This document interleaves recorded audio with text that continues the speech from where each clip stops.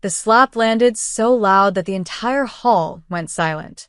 It echoed off the polished marble walls and cut through the soft hum of clinking glasses and fake laughter. I stood frozen. My cheeks stung, but not as much as the humiliation. My stepmother, Lorraine, was still glaring at me, her manicured hand raised, her face twisted with disgust. Before we begin, drop a comment and tell us what would you do in this situation? Be honest, tell me in the comments below. We read every comment. Let's begin. You're not family, she shouted, her voice sharp and cruel, slicing through the air like broken glass. You shouldn't even be here. She turned toward the dozens of guests, some of them looking stunned, most pretending not to see, then back to me. This is Charles's birthday, not some pity reunion for charity cases. I glanced at my father, my biological father, across the room. He stood by the cake, surrounded by friends, business partners, and Lorraine's smug side of the family. But not once did he look at me. Not even now. He just sipped his whiskey, like he didn't know who I was. The room felt colder than the autumn wind outside. I had only come to drop off the gift I'd spent weeks making. A personalized, hand-carved wooden box, cherry oak, lined with velvet, with a hidden compartment and his initials engraved in gold leaf. It wasn't expensive, just real. But Lorraine never gave me a chance to hand it to him. You have some nerve showing up here uninvited, she hissed, voice low now, close to my ear. You were supposed to disappear when your mother did. But here you are, like a weed that won't die. The pain didn't show on my face. I refused to let it. I slowly bent down, picked up the gift box I dropped when she struck me, and smiled. A small, knowing smile. Then I said, quietly but clearly enough for every guest in earshot to hear, "You all will regret this." Lorraine laughed, a short, mocking burst of sound. Regret what? Cutting out the stray mutt from the pack. I didn't reply. I simply stepped back, eyes sweeping over the guests. Some looked away. A few looked uneasy. That's when the double doors at the front of the banquet hall opened. Everyone turned. A hush rippled across the crowd like a sudden breeze. And in walked him. Gray tailored suit, silver cufflinks, polished Oxfords, eyes like cold steel but with a quiet storm behind them. Michael Langston, founder of Langston Capital, the mysterious billionaire investor from New York everyone had been trying to win over for months. The man Charles had bragged about over and over. He wasn't supposed to show up. Not here. Not to this petty suburban gathering. But there he was. And he walked in like he owned the room. Whispers started, fast and nervous. Charles almost dropped his glass. Lorraine's expression shifted from smug to startled to absolutely pale. And then Michael Langston's eyes landed on me. He walked straight past Charles, past the cake, past Lorraine, and stopped right in front of me. His voice was smooth but firm, loud enough to make everyone freeze. "Ava." "There you are." He smiled and extended his hand. "I've been looking for you." The room turned to ice. I heard someone gasp. Lorraine staggered back. My father's mouth opened, then closed again. No one spoke. Michael glanced at the box I held. "Is that for me?" I blinked, almost smiling. It was for my father, but I think he's already received his gifts. "From what I've seen," Michael said, his voice suddenly sharp, "he doesn't deserve it." Then he turned to the crowd. "Ladies and gentlemen, I'd like to thank Ava for the proposal she sent me 2 weeks ago. It was the most innovative solution I've read in years. I'd like to publicly announce our official partnership.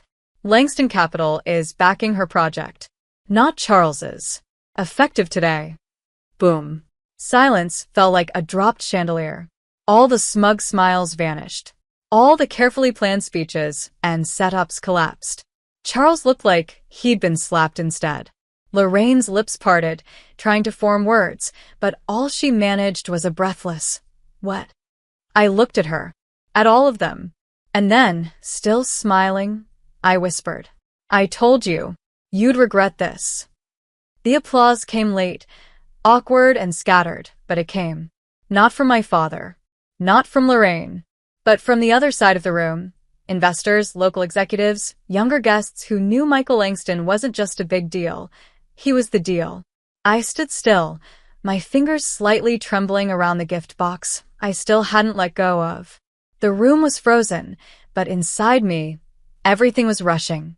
Heart racing. Vision sharp. Years of buried humiliation, rejection, dismissal, all rising, twisting, ready to explode. But I stayed calm. Michael leaned in and whispered, "Walk with me?" I nodded. We exited through the same doors he came in through, leaving behind that suffocating room full of fake smiles and frozen pride. The moment we stepped into the cool evening air, I exhaled like I hadn't breathed in hours. He looked at me and said softly, "Are you okay?" I turned to him. "I wasn't expecting you to show up like that."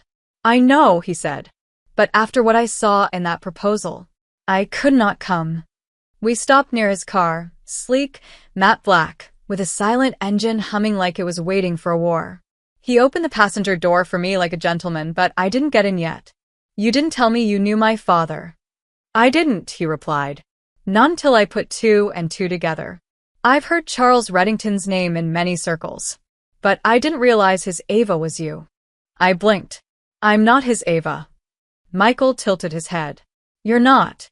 And thank God for that." The drive was quiet at first. Tense. I stared out the window as the suburbs blurred into the city's skyline. My phone buzzed 5 times. Lorraine. My father. A cousin I hadn't spoken to in years. I turned the phone off. "I'm sorry about what happened in there," Michael finally said. "No one should be treated like that. Especially not you." I swallowed hard, voice quiet. "It's not the first time." Michael's jaw clenched. "It'll be the last." I turned to him, really seeing him now. "Why are you doing this? Why me?" He didn't answer right away. Instead, he pulled over in front of an upscale midtown building. Not his office. His private building. He parked, turned off the engine, and looked me straight in the eyes. "Because when I read your business plan, I saw something no one else saw. Not just potential. Pain. Fire.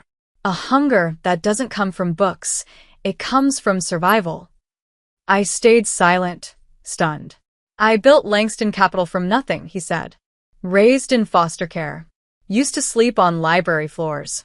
I recognize hunger when I see it. And Ava, your hunger? It's the kind that changes entire industries." We sat in silence after that. Heavy. Real. Then he said, almost cautiously, "Come inside. Let's talk about your future." I followed him. Inside his penthouse, everything smelled like clean leather and understated luxury. Nothing flashy, just powerful, like him. And as we sat down and opened up laptops and sketches and mock-ups I'd sent weeks ago, ideas I didn't think anyone actually read, I watched something shift in me. I wasn't the girl slapped at her father's party anymore. I was the woman being seen for the first time. "Your app isn't just smart," Michael said, scrolling through. "It's scalable, community-focused. It solves a problem no one else bothered to fix." "Because people like me are the problem," I said, bitterness slipping in. "To people like them." He looked at me for a long second. "Then let's make sure they become the problem." To you. I smiled. And that was the night it all began. The revenge I never asked for, but was about to earn. 3 weeks later, they were calling me ma'am. The same investors who laughed politely behind my back, the same distant family members who barely made eye contact. Now all of them were leaning forward in their chairs, nodding too eagerly, watching my mouth for the next word. I was at the Langston Equity Summit in Manhattan. I wasn't just invited. I was on the stage. And I wasn't introduced as Charles Reddington's daughter. I was introduced as Ava Reddington, founder and CEO of Hearthlink, the community-driven housing tech startup that had just closed $4.7 million in seed funding under Langston Capital. The press was everywhere. Forbes, TechCrunch, local NYC media. Everyone wanted a quote. Everyone wanted me. But no one knew what mattered most. This was never about revenge. It was about being undeniable. Still, revenge came as a side effect. Because just 3 days after the summit, Lorraine showed up at my new office. wearing pearls, trying to look motherly. I spotted her the moment I stepped out of the elevator. She was sitting with my assistant, sipping tea like she hadn't screamed in my face and slapped me like a dog. "Lorraine," I said flatly. She stood up immediately. Ava. "I wasn't sure if you'd want to see me, but I don't." Her smile wavered.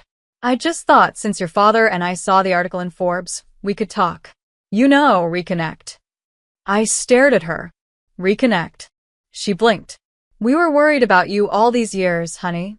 You never answered our messages, and your father." "My father?" I cut in. "The one who looked the other way while you humiliated me in front of 200 people?" She froze. Silence. I stepped closer. My voice low, steady. "You want something. What is it?" Her smile dropped completely. And she said, "Charles's company isn't doing well. A few investors pulled out. He had a meeting with Langston last week, but..." I stopped her there. "Langston doesn't take his calls." She went pale. "I make the decisions on that account now," I added. "Didn't he tell you?" She sank into the chair, like her legs gave out. "He didn't. He thought maybe, since you're still his daughter." "I'm not," I said, sharp now. "At least not when it counts." Her face crumpled, but not with guilt. Just fear. I wanted to throw her out. But then, something darker whispered inside me. Let her stay.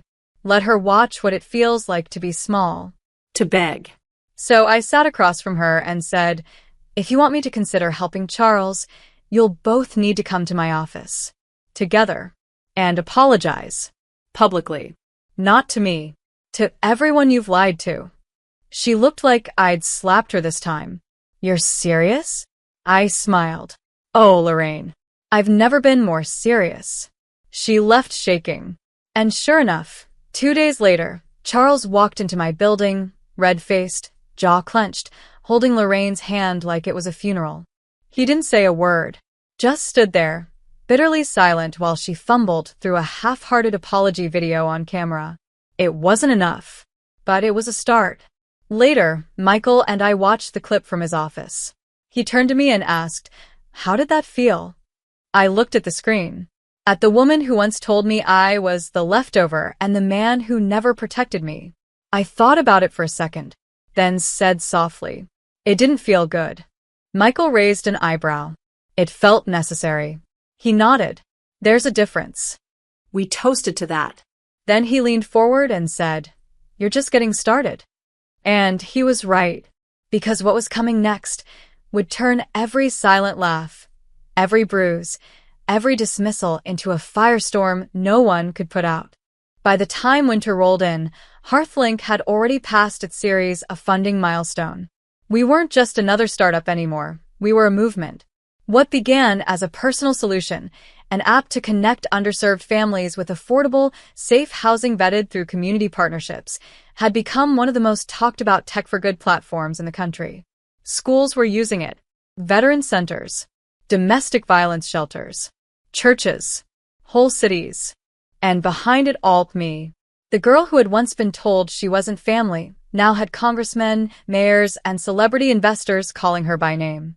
But the higher I rose, the more the skeletons started falling out of other people's closets, especially my father's. It began with a simple background check. Standard due diligence before a major city partnership. Michael's legal team found something buried. Old contracts, years back. Misappropriated federal grant funds. Shell corporations masking real estate fraud. All linked to Reddington Global Properties. My father's company. I stared at the report, stunned. Lorraine had once said, "We don't give handouts to beggars." Now it turned out they had stolen from them. I sent the report to Michael with a single-line message. "What happens if this goes public?" His response came within seconds. "He'll be done. Legally and professionally." I stared at the screen. Cold. Detached. My heart didn't pound this time. It just steadied. Like it knew something final was about to begin. But I didn't release it. Not yet. Instead, I requested a meeting. Charles agreed, reluctantly. We met at a restaurant in Brooklyn. Private room. No press. He arrived wearing his old arrogance like a shield. But I saw the cracks now. So, he said, sipping bourbon, you called me here to talk numbers? I placed the report on the table between us. He didn't touch it. His face tightened. Where did you get that? It doesn't matter. He didn't speak for a long moment, just stared at the paper like it might bite him. When he finally looked up, there was something in his eyes I hadn't seen in years, fear. You destroy your own father's legacy? I leaned forward. Calm. Clear. You destroyed your own legacy. I'm just the one holding the receipt. I built everything from the ground up. On the backs of people who needed help, I snapped. You stole from veterans, Charles. From families. From single moms who trusted you. His voice dropped to a whisper. You don't understand the pressure I was under. The loans. The promises. I understand more than you think. He blinked. Because I lived it, I said. I lived with the absence. The silence. The way you look through me. I understand what it's like to fight for air in a room that refuses to acknowledge you're suffocating. He sat back. I pushed the report closer. Here's what's going to happen. You're going to resign. Quietly. No drama. No denials.